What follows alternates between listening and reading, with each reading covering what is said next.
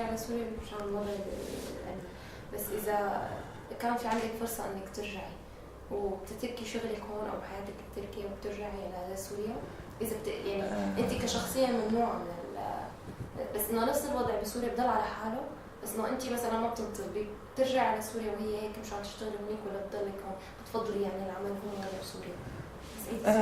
هلا بالنسبة رجع على سوريا لو صار فرصة ويكون في ضمان انه ما يصير اعتقال، بالمنفى ما في شيء اسمه حياة ترتبطي فيها.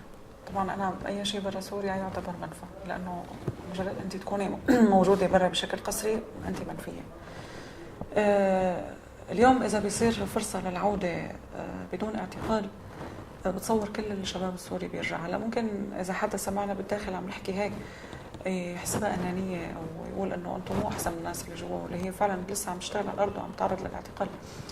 بس بصير التفصيل له علاقه مو بس فيك انت كشخص، يعني لما انت بتكوني مو مباليه بالاعتقال انت وراكي اسره.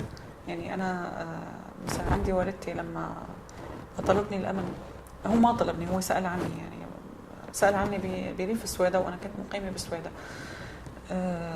يعني لما عرفت انه عم يسأل عني الامن، انا عندي 4 اخوات، 2 معتقلين و2 كانوا برا المعتقل، وطبعا والدي الله يرحمه كان معتقل. فكان يعني كان كلامه هو التالي، انه يعتقلوا اخواتك لسه ال2 الباقيين، بس انت ما يصير لك شيء، بتطلعي من البلد. هلا فبتصيري انت بتحسبي حساب انه انت ما بس عم تاذي حالك، يعني وانت اذا رجعتي لجوا وانفتي على المعتقل، اول شيء انت بتكوني اذيتي مجموعه الاشخاص اللي انت عم تشتغلي معهم، انت ما عم تشتغلي لحالك. ممكن نتيجه التعذيب انت تاذي مجموعه اشخاص الى اول ما الى اخر. هي شغله. الشغله الثانيه انه انت وقفت كل النشاطات اللي انت هلا عم تقدري تسويها للناس بالداخل. يمكن هن هلا ما بيعرفوا شو قيمه الحقيقيه، بس رح يجي يوم بيعرفوا قيمتها.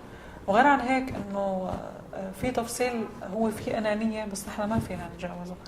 هو لما انت بيكون عندك اسره بالداخل انت عم تعيليها، فبتصيري تفكري فيها انه انا اليوم اذا برجع على الداخل، هدول الاشخاص اللي هن امي واخواتي واللي هن قاعدين اليوم بلا شغل وبلا اي مورد، رح يصيروا بالشارع ورح يجوعوا ورح يحتاجوا الناس.